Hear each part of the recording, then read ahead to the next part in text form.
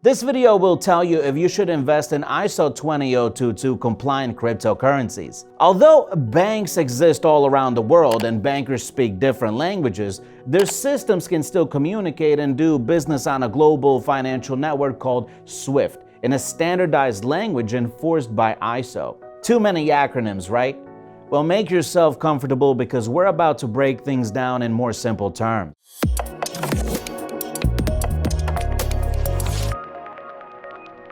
During the introduction of this video, I mentioned two terms, ISO and SWIFT.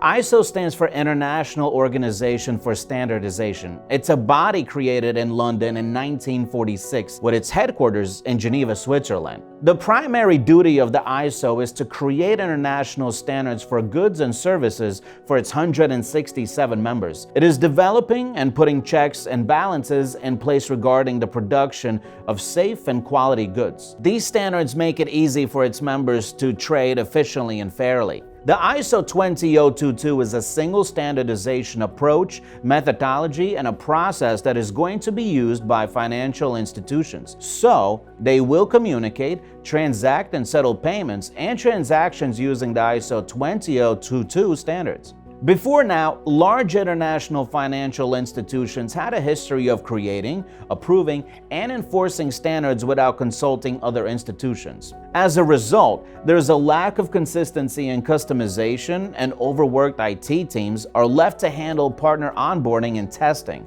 The problem of interpolation between different organizations raises the need for a common language to make financial communication and transactions straightforward and secure. Over 70 countries have adopted the ISO 20022 standards in their payment systems, including Switzerland, China, India, and Japan. By 2025, it will be the universal standard for high or large value payment systems of all reserve currencies, and it will support 80% of transaction volumes and 87% of transaction value globally. In Europe, SWIFT and the European Central Bank have announced ISO 20022 go-live date November 2022. Now, the SWIFT system stands for Society for Worldwide Interbank Financial Telecommunication. Banks and other financial organizations use the extensive messaging network to quickly, accurately, and securely send and receive information such as money transfer instructions. So in other words, ISO is the standard language financial institutions use for communication, while SWIFT is the popular network for communication.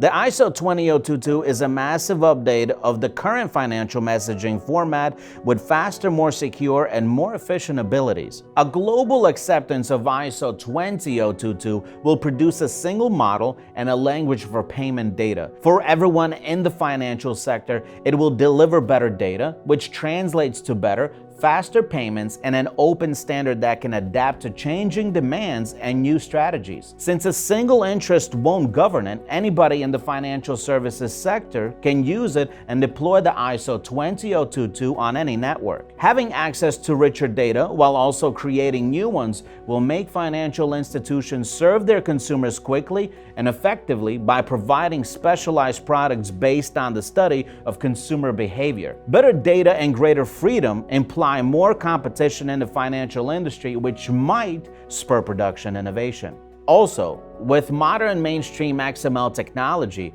ISO 20022 will reach every market infrastructure and payment system to pave the way for more efficient integration. This, in return, will improve analytics, requiring less manual intervention and result in a more accurate compliance process and improve security and fraud prevention. Yet, what does it mean for crypto investment? The ISO 20022 will foster easy coexistence between financial institutions and blockchain technology. Compliant crypto will be found worthy of being used by financial institutions globally. Unlike the financial heresy preached by many online financial gurus and advisors, the ISO is not another form of payment that guarantees that a particular compliant cryptocurrency will now be used as a global currency. Like I said earlier, it is just an update of the current financial messaging format ISO 15022. When a cryptocurrency meets the ISO standard, it means it has opened itself to international screening and can be used for global payment by financial institutions across the globe. In that case, since the compliant crypto now speaks the same language as banks, banks can integrate them as a payment or incorporate them into their existing infrastructures. At the time of making this video, two cryptocurrencies that are not only compliant with the ISO 20022 but are also members of the standard body are XRP and Stellar. Ripple XRP is the first of the two to be added to this body, opening up standardization for distributed ledger technology. Stellar is a part of this body through IBM, which uses Stellar to underlie its stablecoin issuing operation. Of course, there are other less known compliant cryptocurrencies like Algorand, IOTA, Quants, and XDC network. Once ISO 20022 becomes widely accepted globally by financial institutions, these compliant cryptos might make it to the banks, and this might be a big win for the coins and reward for the early investors. However, this does not mean you should jump in and buy these coins, as we do not give any form of financial advice, so do your research or seek the help of a financial analyst. One thing is certain, by the time the world fully accepts ISO 20022, we should experience faster, more efficient, and secure financial activities. Would you invest in ISO 20022 compliant crypto, or do you think this is not an opportunity to risk your money? Tell us in the comments. And thank you so much for joining in on this episode of On Finance. I'm Ray, and I'll see you on the next one. Goodbye.